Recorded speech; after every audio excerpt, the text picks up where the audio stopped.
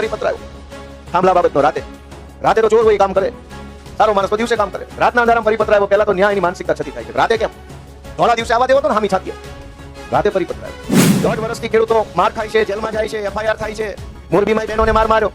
ત્યારે જેની આંખ ન ખુલી, જ્યારે જેનું આત્મા ન જાગ્યો, ત્યારે જેનું મોઢું ન ખુલ્યું, એવા લંગરિયાએ હવારમાં જ્ઞાન આપવાનું ચાલુ કર્યું. ખૂબ સારો. હા, તું સારો નિર્ણય છે. આ તું 27માં સરકાર બદલાઈ પછી તને થોડું વ્યવસ્થિત રિપેરિંગ કરું. બહેનો ઉપર પોલીસ દંડા મારે, જેની આંખ ન ખુલે, જેનું મોઢું ન ખુલે, એને હવારમાં સુરેશની તમાકુ ગલોપામ દાબીને બહુ સરસ સરકારે કામ કર્યું. હા, માગી તમાકુ મોઢામાં નાખીને ઉપડ્યા તો કોક તો આને કે માણાના પેટના થાવ. અહીંયા વચ્ચે સરકાર પડી ખેડૂતની કંપનીની. અને ધૂણ્યા આપણે ત્યાં કાઠિયાવાડમાં કે ભૂવો ધૂણે તો નાળિયેર ઘર ભણે નાખે. એમાં ભાજપનો ભૂવો ધૂણ્યો અને રાજ્ય પરિપત્રનું નાળિયેર કંપની બાજુ નાખ્યું. ખેડૂત બાજુ ન આવ્યું. ખેડૂતની થાંભલો નાખવા વાળી જે જમીન છે એમાં માર્કેટ વેલ્યુ કેટલી થાય એ લખીને ત્રણેય કમિટીને આપવાનું. કમિટીએ કોઈ પણ 2 કવર ખોલવાના અને એમાં જે સૌથી ઓછો ભાવ હોય આપવાનો. તો શું થાય આનો અર્થ? કે 3 માંથી કોઈ પણ 2 કવર ખોલો એટલે એક ખેડૂતનું ને એક કંપનીનું નીકળે, અથવા એક કલેક્ટરનું ને એક કંપનીનું નીકળે, અથવા એક કલેક્ટર ને એક ખેડૂતનું નીકળે. તો કંપની કલેક્ટર બે ભેગા થઈ ગયા, ઓછો ભાવ ક્યાં નીકળે? તો આ કમિટીનો અર્થ શું વધ્યો? કેવા લોકો મેં નહોતું કીધું ગાંધીનગરની ટાંકી પર ચડી ગયા. જે ભાજપના નેતાઓને, કાર્યકર્તાઓને, પેજ પ્રમુખોને, તાલુકા જિલ્લા પંચાયતના નેતાઓને એમ લાગતું હોય કે આ સરકારે જે નવો પરિપત્ર ખેડૂતોનો કર્યો છે એમાં બહુ વળતર મળે છે, તો તમારા બધાને જમીન ઉપર થાંભલા નખાઈ દો. નથી ભાજપવાળા ફોર્મ ભરતે થાંભલો આવે તમારામાં જ નાખો.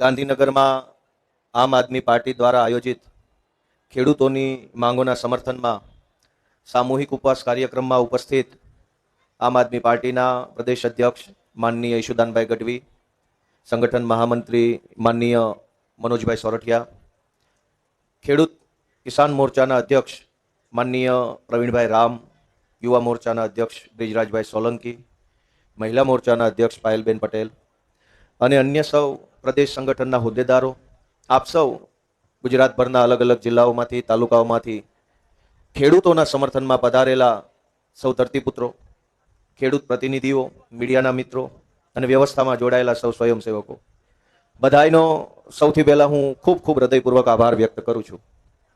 દોસ્તો, આજે આપણે ખેડૂતોની માંગોના સમર્થનમાં અહીંયા સામૂહિક ઉપવાસ કરી રહ્યા છે. ઉપવાસના શસ્ત્રનો સૌથી પહેલો ઉપયોગ ભારત દેશમાં આપણા સૌના આદરણીય રાષ્ટ્રપિતા મહાત્મા ગાંધીએ કર્યો હતો. ગાંધીજીની ફિલોસોફી એવી હતી કે શાસક જ્યારે ક્રૂર હોય, સત્તામાં બેઠેલો માણસ ઘાતકી હોય, સત્તામાં રહેલી સરકાર કે પાર્ટી કે નેતા સંવેદના વિહીન હોય, એનામાં લાગણી ન હોય, એનામાં માનવતા ન હોય, બીજા પ્રત્યેની કોઈ ભાવના ન હોય, અનુકંપા ન હોય, ત્યારે એવા શાસકની સામે લડવા માટેનું શ્રેષ્ઠ શસ્ત્ર એટલે સામૂહિક ઉપવાસ અથવા ઉપવાસ. અને એટલે આપણે ગાંધીજીએ ચીંધ્યો માર્ગ એમ જ્યારે કહીએ છીએ ત્યારે ગાંધીએ એ જ ચીંધ્યું છે કે ક્રૂર શાસક, ઘાતકી, જુલ્મી, હિંસક સત્તામાં બેઠેલો માણસ હોય ત્યારે એની સામેની લડાઈ એ મનોબળની લડાઈ હોય છે.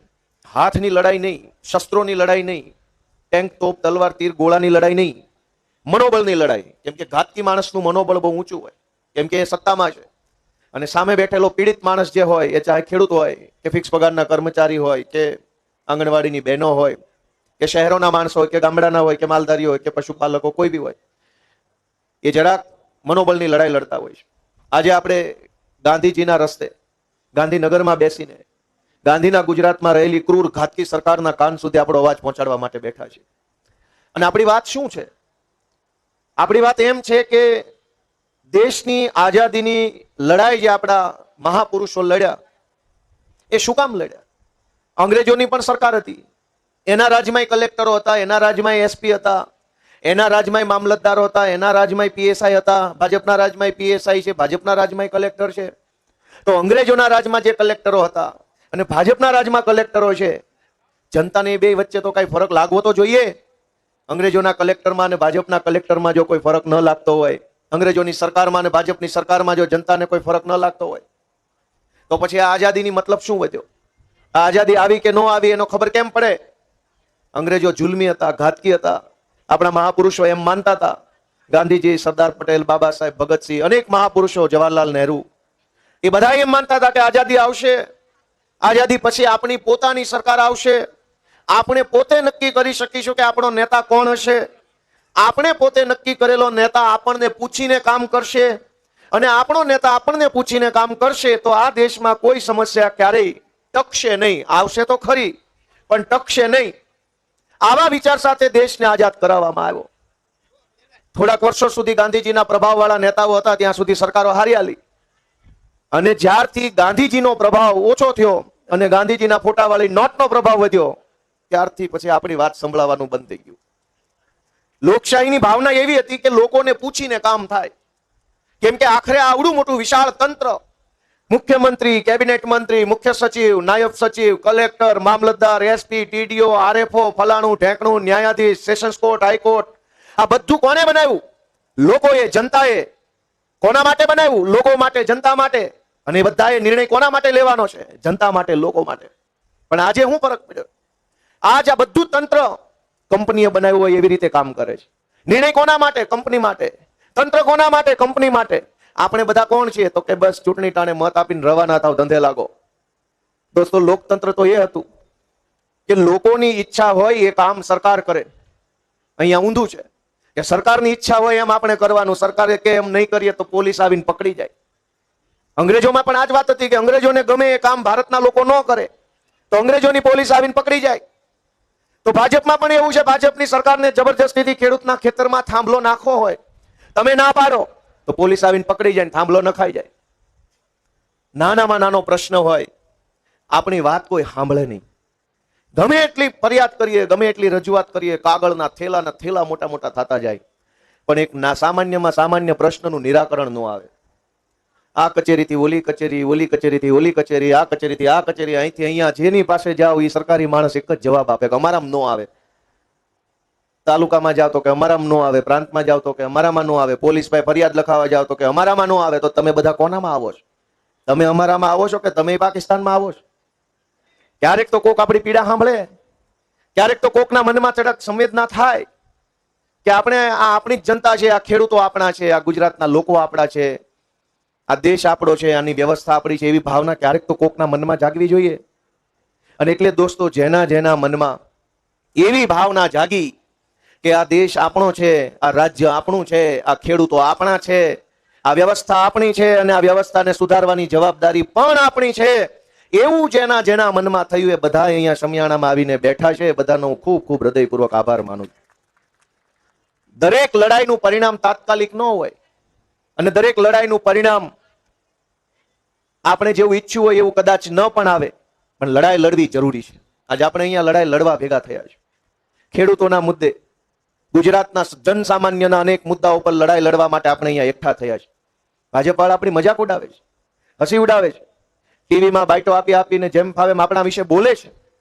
પણ ઇતિહાસના ચોપડે લખાઈ રહ્યું છે કે જ્યારે બધાય ભાજપથી ડરતા હતા ને ત્યારે મુઠ્ઠીભર માણસો એવા હતા જે ગાંધીનગરની બજારમાં અડીખમ થઈને બેઠા હતા કે અમે ભલે સંખ્યામાં ઓછા છીએ પણ સત્ય અમારા પક્ષે છે, ન્યાય અમારા પક્ષે છે, વેદના અમારા પક્ષે છે, સંવેદના જનતા પ્રત્યેની અમારા પક્ષે છે, એવું આપણે ઇતિહાસને કહી શકીએ. દેશની આઝાદીની લડાઈ ચાલુ થઈ ત્યારે કરોડો લોકો નહોતા જોડાયા, એક ગાંધી જોડાયા. સૌથી પહેલા તો એક ગાંધીને સાચા સ્વરાજનું સપનું આવ્યું અને એને શબ્દ સ્વરાજ આપ્યું. આઝાદી નહીં, સ્વરાજ. સ્વરાજ આંદોલન હતું. સ્વરાજ તો એ હતું ને કે આપણી વાત સાંભળ્યા પછી સરકાર નિર્ણય કરે. ગઈકાલે પરિપત્ર આવ્યો થાંભલા બાબતનો. રાતે તો ચોર હોય કામ કરે, સારો માણસ તો દિવસે કામ કરે. રાતના અંધારામાં પરિપત્ર આવ્યો. પહેલા તો ન્યાય એની માનસિકતા છતી થાય છે. રાતે કેમ? ધોળા દિવસે આવવા દેવો તો ને હામી છાતી. રાતે પરિપત્ર આવ્યો અને મેં વાંચ્યો. જે લોકો કેટલાય, લગભગ આ તો 2 વર્ષથી હાલે છે. મને યાદ છે કે સૌથી પહેલા કચ્છમાં લડાઈ થઈ હતી. કચ્છમાંથી ટ્રાન્સમિશન કંપનીના તાર નીકળતા હતા ત્યારે ત્યાં લડાઈ લડવા માટે આમ આદમી પાર્ટીના આગેવાનો ગયા હતા. પછી આમ આદમી પાર્ટીએ ત્યાં સભા કરી. પછી ગુજરાતભરના અલગ અલગ વિસ્તારોમાં વીજળી કંપનીના તાર નીકળતા, થાંભલા નીકળતા, એની લડાઈ આમ આદમી પાર્ટીએ લડી. પછી ખેડૂતો જોડાયા, કોંગ્રેસ પાર્ટી જોડાઈ, બધા જોડાયા, ધીમે ધીમે બધા જોડાયા. પણ 1.5 વર્ષથી આ ખેડૂતોના થાંભલાના મુદ્દાની લડાઈ ચાલે છે. એ દરમિયાન જે ભાજપના નેતાઓ કે જે કહેવાતા રાજકીય વ્યક્તિઓ એક શબ્દ નહોતા બોલ્યા. એને કાલ રાતથી ઉપાડો લીધો છે. ઐતિહાસિક નિર્ણય, ખેડૂતો માટે અભૂતપૂર્વ નિર્ણય. ખૂબ ખુશ થઈ જાય, જાણે કે ખેડૂતોના બધા દર્દ દૂર થઈ ગયા. હવે ખેડૂત છે આમ અમેરિકા જેવો માહોલ થઈ જાય. 4 પાનાનું કાગળિયું અડધી રાતે બહાર પાડ્યું, ખેડૂત આબાદ થઈ ગયા. 1.5 વર્ષથી ખેડૂતો માર ખાય છે, જેલમાં જાય છે, FIR થાય છે. મોરબીમાં બહેનોને માર માર્યો. ત્યારે જેની આંખ ન ખુલી, જ્યારે તેનું આત્મા ન જાગ્યો, ત્યારે જેનું મોઢું ન ખુલ્યું, એવા લંગરિયાએ હવાર જ્ઞાન આપવાનું ચાલુ કર્યું. ખૂબ સારો. હા, તું સારો નિર્ણય છે. આ તું 27માં સરકાર બદલાય પછી તને થોડુંક વ્યવસ્થિત રિપેરિંગ કરું. બહેનો ઉપર પોલીસ દંડા મારે, જેની આંખ ન ખુલે, જેનું મોઢું ન ખુલે, એને હવારમાં સુરેશની તમાકુ ગલોફામ દાબીને બહુ સરસ સરકારે કામ કર્યું. હા, માગી તમાકુ મોઢામાં નાખીને ઉપડ્યા જ છો. કોક તો આને કે માણાના પેટના થાવ. તમે અમને મત ન દો, કઈ વાંધો નહીં. ભાજપના માણસો, ભાજપના નેતાઓને કહેવાનું, તમને આ કાંઈ દેખાતું જ નથી. આપણી બહેનોને કોઈ પોલીસ મારે એ તમને દેખાતું જ નથી. વિડીયોમાં નહીં, ટીવીમાં નહીં, ફેસબુકમાં ક્યાંય નહીં દેખાતું હોય. કોક તો એવો માણસ હોય ને જેનો આત્મા જાગે, અને ભલે જાહેરમાં ન બોલે તો કાંઈ નહીં, અંદર કેબિનમાં જઈને ચા પીતા કહો તો ખરા તમારી પાર્ટીને કે આમ ન હોય. સરકારે પરિપત્ર બહાર પાડ્યો કે અમે 2 ગણું વળતર આપશું. મારો એક જ પ્રશ્ન છે, બધા જવાબ આપો કે આ કંપની પ્રાઇવેટ છે કે સરકારી? ખેડૂતનું ખેતર પ્રાઇવેટ છે કે સરકારી? હવે કંપની પ્રાઇવેટ, ખેડૂત પ્રાઇવેટ, તો બે નક્કી કરવા દો ને. સરકાર શું કામ વચ્ચે પડે છે? તમારે ને મારે કંઈક સોદો કરવો હોય, જમીનનો, મકાનનો, ગાડીનો, ફ્લેટનો, દુકાનનો, તો તમે હું જ વહીવટ કરીએ છીએ ને. સરકાર ક્યાં વચ્ચે આવે છે એમાં? તમારે મકાન વેચવું છે ને મારે મકાન લેવું છે, તો તમે હું બે નક્કી કરીએ ને કેટલામાં દેવું ને કેટલામાં લેવું. તમારે ફ્લેટ વેચવો છે, મારે લેવો છે, તો તમે ને હું નક્કી કરીએ કેટલામાં દીધો ને કેટલામાં લીધો. બેયને પોસાય તો થઈ ગઈ ડીલ. હવે પ્રાઇવેટ કંપની કમાવા માટે થાંભલો નાખે, ખેતર પ્રાઇવેટ, અને નક્કી સરકાર કરશે કેટલું વળતર દેવાનું. હવે વળતર પાછું કંપનીએ દેવાનું છે, સરકારે નથી દેવાનું. આ કેવી નીતિ? કંપનીએ કમાવું હોય તો કંપની પૈસા આપે, ખેડૂતને પોસાય તો ખેડૂત થાંભલો નાખવા દે. સરકાર ક્યાં આમાં વચ્ચે? અને વચ્ચે પડવું હોય, ડાયો માણસ વહટી કે, અમારા કાઠિયાવાડમાં વહટી કે, એટલે વચ્ચે કોઈ માણસ જે પડે, 2 જણાનો કોઈ વાદ વિવાદ હોય, એમાં વચ્ચે જે પડે એ ડાયો માણસ હોવો જોઈએ, સમજદાર માણસ હોવો જોઈએ, નિષ્પક્ષ માણસ હોવો જોઈએ. અહીંયા વચ્ચે સરકાર પડી ખેડૂતની કંપનીની, અને ધૂણ્યા. આપણે ત્યાં કાઠિયાવાડમાં કે ભૂવો ધૂણે તો નાળિયેર ઘર ભણે નાખે. એમાં ભાજપનો ભૂવો ધૂણ્યો અને રાતે પરિપત્રનું નાળિયેર કંપની બાજુ નાખ્યું, ખેડૂત બાજુ નું આવ્યું. તમે જો 3 જણાની કમિટી બનાવી, એમાં 1 કલેક્ટર, 1 ખેડૂત અને 1 કંપની. હવે ખેડૂતને અંદર કમિટીમાં સભ્ય બનાવ્યા, એ તો બરાબર છે કે ખેડૂતો આંદોલન કરે છે. કલેક્ટરને બનાવ્યા, એ બરાબર છે કેમ કે કલેક્ટર સરકારનો માણસ છે. કંપનીએ ક્યાંય આંદોલન કર્યું હતું કે અમને સભ્ય બનાવો કમિટીમાં? કયો ભાઈ ક્યાંય કર્યું અદાણી આંદોલન? મુર્દાબાદ કર્યું ક્યાંય? કંપનીએ એક ધોકો નથી ખાધો, એક FIR નહીં, એક આંદોલન નહીં, કમિટીની અંદર સીધો કંપનીનો સભ્ય બનાવી દીધો. સાંભળો છો કે નહીં? કોણ સાંભળે છે? સરકારે અડધી રાતે કાલે જે પરિપત્રનું નાળિયેર કંપની બાજુ ફેંક્યું, એમાં કંપનીનો પણ એક સભ્ય બનાવ્યો કમિટીમાં. Valuation committee, market value committee, MVC બનાવ્યું. માર્કેટ વેલ્યુ કમિટીમાં કંપનીનો માણસ, કલેક્ટર ને ખેડૂત. અને એની પ્રોસેસ શું રાખી કે ત્રણેય પોતાના વેલ્યુઅરો લાવવાના, મૂલ્યાંકનકાર, અને સીલબંધ કવરમાં કમિટીને આપવાના. કમિટી કોઈ પણ 2 કવર ખોલશે, એમાં જેમાં ઓછો ભાવ હોય એ લાગુ પાડવાનો. એટલે કલેક્ટર એક મૂલ્યાંકનકારને લાવશે, કલેક્ટર તરફથી 1 મૂલ્યાંકનકાર, કંપની તરફથી 1 મૂલ્યાંકનકાર, ખેડૂત તરફથી 1 મૂલ્યાંકનકાર. ત્રણેય પોતપોતાના મૂલ્યાંકનકાર પાસેથી ખેડૂતની થાંભલો નાખવા વાળી જે જમીન છે એમાં માર્કેટ વેલ્યુ કેટલી થાય એ લખીને ત્રણેય કમિટીને આપવાનું. કમિટીએ કોઈ પણ 2 કવર ખોલવાના ને એમાં જે સૌથી ઓછો ભાવ હોય એ આપવાનો. તો શું થાય આનો અર્થ? કે 3 માંથી કોઈ પણ 2 કવર ખોલો એટલે 1 ખેડૂતનું ને 1 કંપનીનું નીકળે, અથવા 1 કલેક્ટરનું ને 1 કંપનીનું નીકળે, અથવા 1 કલેક્ટર ને 1 ખેડૂતનું નીકળે. તો કંપની કલેક્ટર 2 ભેગા થઈ જાય તો ઓછો ભાવ ક્યાં નીકળે? તો આ કમિટીનો અર્થ જ શું વધ્યો? કેવા લોકો, મેં નહોતું કીધું ગાંધીનગરની ટાંકી પર ચડી ગયા છે? કીધું તું ને કેવા ક્યાં ચડી ગયા છે? ન્યા બેઠા નિર્ણય લેશે કે તમને વળતર કેમ મળશે. પણ હજુય મુદ્દો વળતર નથી. એના કરતા આગળ મુદ્દો સમજો કે ધારો કે તમારા મકાનમાં 4 ઓરડાઓ હોય, કે 4 પૈકી 1 ઓરડામાં ગોપાલભાઈ આવ્યા કે મને ખાટલો મૂકવા દો અને ખાટલાનું વળતર આપું 1 લાખ. તમે કીધું 1 લાખ નહીં, સરકાર વચ્ચે પડી 2. ગોપાલભાઈએ તમને આપ્યા 2 લાખ. 1 ઓરડામાં ગોપાલભાઈનો ખાટલો આજીવન. 2 લાખમાં તમારા 4 ઓરડા પૈકીના એક ઓરડામાં ગોપાલભાઈનો આજીવન ખાટલો મૂક્યો તો તમારી પાસે આજીવન ઓરડા કેટલા વધ્યા? તેના કરતા ભાડે જો સસ્તું પડે કે આજીવનમાં આપો સસ્તું પડે? ખેડૂતને એક વખત થાંભલો નાખવાના 5 લાખ, 10 લાખ, 12 લાખ, 20 લાખ, 40 લાખ આપ્યા તો પણ જમીનની અંદર થાંભલો તો આજીવન રહ્યો ને. હવે એક વખત પૈસાના આજીવન માલ વાપરવાનો આવું ક્યાં હોય? અમારે એક વખત પૈસા આપવા છે, આપી દો મામલતદાર ઓફિસનો બીજો માળ અમને ભાડે, ઢોર બાંધવા બીજા માળે 1 લાખ લઈ જાઓ, મામલતદાર ઓફિસના બીજા માળે ગાયું, ભેંસું, બકરા, નીણ ને પૂળો નાખવું છે, આપી દો, લાવો. આપી દેશો? કલેક્ટર ઓફિસના 3જા માળે અમારે રેસ્ટોરન્ટ ખોલવું છે, આપી દો અમને ભાડે, હાલો ગેસ્ટ હાઉસ ખોલવું છે. જે લોકો કલેક્ટર ઓફિસે કામ કરાવવા આવે ને એક ધકે કામ ન થાય, રાત રોકાવું હોય 3જા માળે હોટલ ગોપાલભાઈ ઇટાલિયાની, આપશે ભાડે? તમારા મકાન નહીં આપો, તમારી બિલ્ડિંગો તમારા મકાન નહીં, ખેડૂતનું કઢાવી લો. કેમ? તો કે સરકાર કંપનીની છે, સરકાર ખેડૂતોની નથી. પણ જે સરકાર ખેડૂતોની નથી એને મત કોણ આપે છે? કંપની કે ખેડૂતો? હે ભાઈ, કોણ મત આપે છે? કંપની પાસે ક્યાં મત જ છે? મત આપણા મતથી નેતા ચૂંટાય આપણો, સરકાર કહેવાય આપણી અને કામ કરે કંપની માટે. અને આવું 30 વર્ષથી હાલતું હોય તો જાગવું કોને જોઈએ? સરકારે કે આપણે? થોડુંક તો આપણે જાગવું પડશે કે આ બધું ક્યાં સુધી હાલશે. અને અધિકારી શાહી એટલી બધે હાવી થઈ ગઈ છે કે એની કોઈ સીમા નથી. આપણું બધો જ નિર્ણય કલેક્ટર, મામલતદાર, એસપી બધા આપણું ઈ જ નક્કી કરશે. આપણે શું કરશે? કઈ પણ થાય તો કે કલેક્ટર નક્કી કરશે. અને એક પ્રશ્ન થોડો છે આ થાંભલાનો, હજારો પ્રશ્નોથી ગુજરાતના ખેડૂત અને ખેતી મજૂરી કરતા માણસો અત્યારે દુખી છે. આ મહિનો વરસાદ મોડો થયો છે, વાવણી થઈ છે પણ હજુ મોડો થયો છે, પાછોતરો વરસાદ છે, એટલે એવું બને કે ઉત્પાદન રેગ્યુલર જેટલું ન આવે, ઉત્પાદન ઘટે. જે 15-20 દિવસનો પાક હોવો જોઈએ એના બદલે અત્યારે હજુ 2 દિવસનો 5 દિવસનો જ પાક હશે. તો 15 દિવસ મોડી વાવણી થવાના કારણે ઉત્પાદન ઘટે, ખેડૂતની આવક ઘટે અને ખેડૂત દુખી થાય તો શું થશે એની ચર્ચા કે ચિંતા ગાંધીનગરમાં હજુ સુધી કોઈ કરવા વાળું નથી. હજુ તો એ વખત આવશે, પછી હાઈ પાવર કમિટીની નિમણૂક થશે, પછી કમિટીની 4-5 વખત મીટિંગ મળશે, પછી કમિટી કહેશે કે અમે રિપોર્ટ સરકારમાં આપ્યો ને બીજું બધું કરશે. ત્યાં નવું ચોમાસું, આ ચોમાસું લેટ ગયું એના કારણે અનેક તકલીફો ખેડૂતોને, પશુપાલકોને અને ખેતી મજૂરી કરતા માણસોને થઈ છે. પણ એની ચર્ચા કે ચિંતા ગાંધીનગરમાં ક્યારેય થતી નથી.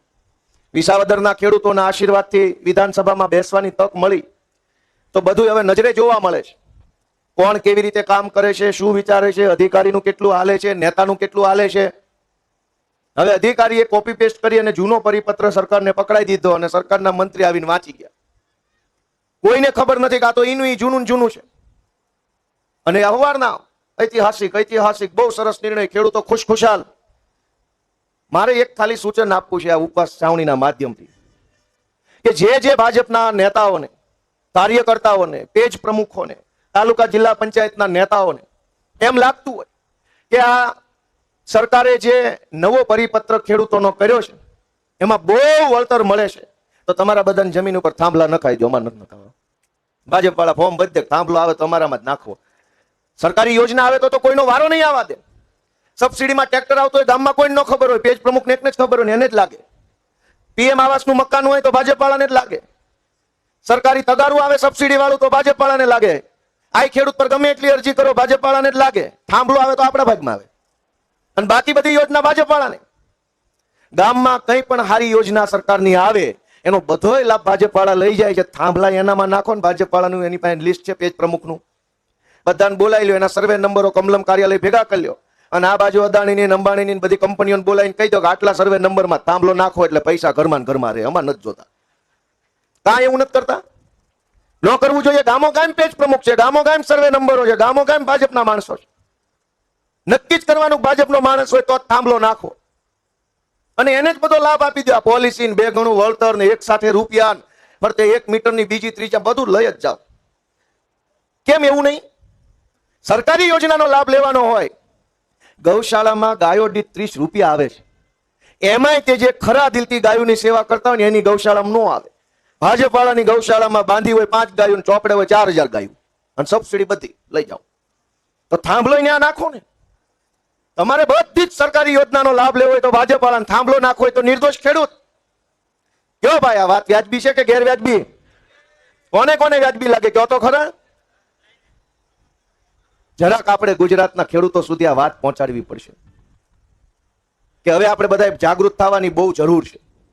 દોસ્તો, આમ આદમી પાર્ટી ગુજરાતમાં લાંબા સમયથી સંઘર્ષ કરી રહી છે. અનેક મુદ્દાઓ પર અનેક મુદ્દાઓ પર ગુજરાતની જનતાનો અવાજ ઉઠાવે છે. ખેડૂતોના મુદ્દે પેપર લીક થતા હતા તો પેપર લીકના મુદ્દે હું નિશુદાનભાઈ જેલમાં જઈ આવ્યા. ત્યાર પછી ડ્રગ્સના મુદ્દે, આરટીઈના મુદ્દે, ફિક્સ પગારના કર્મચારીઓ બાબતે, નાના મોટા આઉટસોર્સની નોકરી કરતા કર્મચારીઓ માટે, આંગણવાડીની બહેનો માટે, પોલીસ માટે, બધાય માટે મુદ્દા ઉઠાવવાનું કામ આમ આદમી પાર્ટીના લડાયક યોદ્ધાઓએ કર્યું છે. દોસ્તો, એ બદલ આપણને ગર્વ હોવું જોઈએ. આપણે નાના માણસો છીએ, આપણી સંખ્યા થોડી છે, પણ આપણી હિંમત એવડી મોટી છે કે ગુજરાતમાં 30 વર્ષ જૂની સરકારે પણ આપણી વાત સાંભળવી પડે છે. એ આપણે સત્યની તાકાત છે. દોસ્તો, તાકાત શબ્દોમાં નથી, તાકાત સત્યમાં છે, તાકાત સંવેદનાથી બોલાયેલી વાતમાં છે, તાકાત ઈરાદાઓમાં છે. આપણો ઈરાદો બુલંદ છે એટલે સરકારે નહીં સંભળાય છે અને ગુજરાતની જનતાને આપણો ઈરાદો સંભળાય છે ને એટલે તાલુકા જિલ્લા પંચાયતની ચૂંટણીમાં ગુજરાતના ઇતિહાસમાં ન આવ્યો એટલી સીટો ગુજરાતમાં આમ આદમી પાર્ટીને દોસ્તો મળી છે. ગુજરાતના ઇતિહાસમાં ક્યારેય ભાજપ અને કોંગ્રેસ સિવાયની પાર્ટીને આખી જિલ્લા પંચાયત નથી મળી, પણ ચૈતરભાઈ વસાવાના નેતૃત્વમાં નર્મદા જિલ્લા પંચાયત આખી આમ આદમી પાર્ટીને મળી. ગુજરાતના ઇતિહાસમાં ક્યારેય ભાજપ કે કોંગ્રેસ સિવાયની પાર્ટીને તાલુકા પંચાયતની સત્તા નથી મળી, પણ ઈશુદાનભાઈ અને મનોજભાઈના નેતૃત્વમાં 15 જેટલી તાલુકા પંચાયતોની અંદર આમ આદમી પાર્ટીને સત્તા મળી. એ શું બતાવે છે કે લોકોને આપણી લડાઈ ઉપર ભરોસો છે, લોકોને આપણા ઈરાદાઓ ઉપર ભરોસો છે, લોકોને આપણા વિઝન ઉપર ભરોસો છે અને લોકો એમ કહી રહ્યા છે કે આમ નામ મહેનત ચાલુ રાખજો તો તમને 15 આપી છે ને એક વખત 115 આપી દેવાની થાય છે. પણ ત્યાં સુધી પહોંચાડવાની જવાબદારી આપણા સૌની છે. ભાજપ આપણને રોકવા માંગે છે, પોલીસનો ઉપયોગ કરે છે. ભલે કરે, કાંઈ વાંધો નહીં ભાઈ. કાયદામાં, કલમમાં, જેલમાં, દંડામાં, એમાં બધામાં તાકાત હોત, લોકોની શક્તિ કરતા મોટી શક્તિ જો પોલીસના દંડામાં હોત તો દેશમાં આઝાદી જ ક્યાં આવવા નથી. દંડા તો અંગ્રેજોની પોલીસના હાથમાં હતા અને એ ના પાડતા હતા કે આઝાદી નહીં આવવા દઈએ અને મારતા હતા, પણ તોય આઝાદી તો આવી અને 75 વર્ષની થઈ ગઈ. દંડાના દમ પર ક્યારેય ક્રાંતિ રોકાવાની નથી, કેમ કે શક્તિ ક્યાં છે? દંડામાં નહીં, શક્તિ પેનમાં નહીં, શક્તિ માણસના ઈરાદાઓમાં હોય છે. આપણો ઈરાદો એ છે કે ગુજરાતને ભાજપની ગુલામીમાંથી મુક્ત કરાવવાનો છે. આપણો ઈરાદો એ છે કે ગુજરાતના ખેડૂતોને ટેકાનો પૂરતો ભાવ મળે, સારું ખાતર, સારું બિયારણ, સારી દવા, સારા ખેત પેદાશ મળે અને તંદુરસ્ત ગુજરાતનું નિર્માણ થાય. એ ઈરાદો આપણો છે અને આપણો ઈરાદો સારો છે એટલે ઈશ્વર પણ આપણને મદદ કરે છે. તમે જોવો કે આપણી પાસે પૈસા નથી, કઈ એવા કોઈ અબજોપતિ, કરોડપતિ કે એવા માણા નથી. હાવ એમના મફતમાં તે આપણે કામ કરીએ છીએ તો લોકોના આશીર્વાદ કેવડા મળે છે. આ તાલુકા જિલ્લા પંચાયતની ચૂંટણીમાં જુઓ, કરોડો રૂપિયા ખર્ચનારા ભાજપના, કોંગ્રેસના નેતાઓ હારી ગયા અને હાવ એમના હાથ જોડતા હતા ને એ આપણા આમ આદમી પાર્ટીના ઉમેદવાર જીતી ગયા. દોસ્તો, ખાલી હાથ જોડ્યા કે અમારા ઈરાદાઓ સારા છે, નિયત સારી છે, અમને આશીર્વાદ આપશો તો અમે જનતાનું કામ કરશું. માત્ર એવો એક સંદેશ આપવાથી લોકોએ આપણને આશીર્વાદ આપ્યા. મિત્રો, મારી આપ સૌને એક વિનંતી છે કે આગળની લડાઈ બહુ લાંબી છે. 30 વર્ષથી મલાઈ ખાધી છે ભાજપના માણસોએ. આશા નથી, છોડશે નહીં. રોજ જાગીને કરોડો રૂપિયા ખાવા મળતા હોય એ આશા નથી, છોડવાના નથી. પણ આપણે તે હવે આશા નથી, એને છોડવાના નથી. આપણે લડાઈ મજબૂત લડવાની તૈયારી કરી લેવાની. દોસ્તો, આપણને જેલમાં પૂરવાની બીક બતાવે છે. ચૈતરભાઈને બિલકુલ ખોટા ગુનામાં જેલમાં પૂર્યા છે. તમે એમ વિચારો કે અદાલત કઈ મોટી, સરકારની કે જનતાની? કયો ભાઈ, જનતાની અદાલત મોટી કે સરકારની અદાલત મોટી? સરકારની અદાલત જેને ફાંસીની સજા આપે, જનતાની અદાલત એને મુખ્યમંત્રી બનાવી શકે. જનતાની અદાલત ધારે એને વડાપ્રધાન બનાવી શકે. જનતાની અદાલત ધારે એને ધારાસભ્ય, ધારે એને મંત્રી બનાવી શકે. અને જનતાની અદાલત ધારે તો મુખ્યમંત્રીઓને એવા ઘર ભેગા કરી શકે કે 4 પેઢીઓ સુધી એનું ખાનદાન દેખાય નહીં રાજનીતિમાં. અદાલત કઈ મોટી, સરકારની કે જનતાની? જો તમને એમ લાગે કે સરકારની પાસે ન્યાય નથી મળતો તો જનતાની અદાલત સુધી આપણે બધાએ પહોંચવું પડશે, મહેનત કરવી પડશે. જનતા રાહ જોઈને બેઠી છે કે આમ આદમી પાર્ટીના યોદ્ધાઓ આવે તો અમારે એને સહકાર આપવો છે, અમારે એને આશીર્વાદ આપવા છે, અમારે એની સાથે રહેવું છે. પણ ઘણી વખત એવું બને કે આપણે એમના સુધી ન પહોંચ્યા હોય. આપણે બધાએ કમર કસવાની છે અને કોઈ પણ જાતની ચિંતા કર્યા વગર, ડર કર્યા વગર, ડર રાખ્યા વગર માત્ર ને માત્ર એક જ લક્ષ્ય કે ગુજરાતને ભાજપની ગુલામીમાંથી મુક્ત કરાવવા માટે હું અહીંયા આવ્યો છું, એ લક્ષ્ય લઈને કામ કરીશું. તો મને જરૂર વિશ્વાસ છે કે 27ની અંદર જ મોટું પરિવર્તન થશે. 2020માં મનોજભાઈ, રામભાઈ ધડુક, આ બધા આગેવાનો આમ આદમી પાર્ટીમાં કામ કરતા હતા કિશોરભાઈ દેસાઈના નેતૃત્વમાં.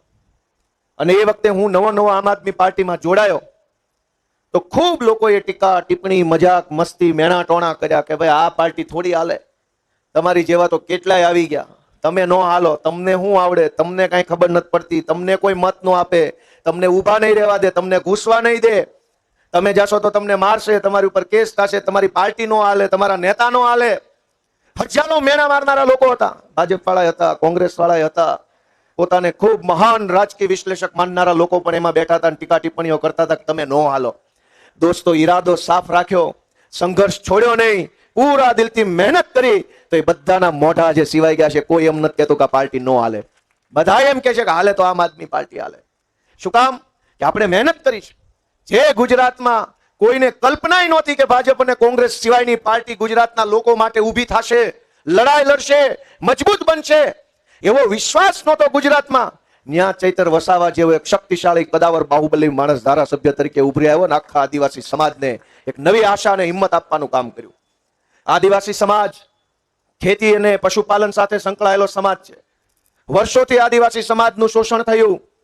આદિવાસી વિસ્તારોની અંદર નત નવા કંપનીના માણસો જે આદિવાસીઓની જમીન પચાવી પાડી અને આદિવાસી સમાજને વિસ્થાપિત કરવાનું કામ કરતા હતા. ચૈતર વસાવા એક એવા યુવા નેતૃત્વ તરીકે ઉભરી આવ્યા, એને આખા સમાજને હૂંફ આપવાનું, હિંમત આપવાનું, વિશ્વાસ આપવાનું અને કંઈક એમના હક અધિકાર અપાવવા માટેનું કામ કર્યું. દોસ્તો, ચૈતરભાઈ માટે એકવાર આપણે જોરદાર તાળીઓ પાડીએ. ગમે તેવા વ્યક્તિને લોભ લાલચમાં નાખીને તોડી નાખવાનું કામ ભાજપ કરે છે. એવા સમયમાં ચૈતર વસાવાએ જેલમાં જવાનું પસંદ કર્યું, પણ ઝૂકી જવાનું પસંદ નથી કર્યો. એવો નેતા ગુજરાતને આપવાનું કામ આપણા સૌની આમ આદમી પાર્ટીએ દોસ્તો કરેલું છે કે ઝૂકે નહીં. જેલમાં જવું મંજૂર છે પણ ઝૂકવાનું મંજૂર નથી. આજ એવો નેતા ક્યાં? અને એટલે હું તમને બધાને એક જ વાત છેલ્લી કહીશ કે આપણે સૌ યોદ્ધાઓ છીએ. આપણે એ ભૂલવાનું નથી કે આ લડાઈ લડવાની જવાબદારી આપણી છે. કોઈ જાગે કે કોઈ ન જાગે, કોઈ બોલે કે કોઈ ન બોલે, કોઈ અવાજ ઉઠાવે કે ન ઉઠાવે, પણ આ ગુજરાત મારું છે, આ સમાજ મારો છે, આ ખેડૂતો મારા છે, એવી ભાવના સતત દિલમાં જાગતી રાખી અને જ્યાં અન્યાય થાય ત્યાં હું અરવિંદ કેજરીવાલના સૈનિક તરીકે બોલીશ અને બોલીશ એવો સંકલ્પ લઈને આપણે અહીંથી જવાનું છે. આપ સૌ અહીંયા પધાર્યા બદલ સૌનો ખૂબ ખૂબ હૃદયપૂર્વક આભાર. જય કિસાન, જય જય કરવી ગુજરાત.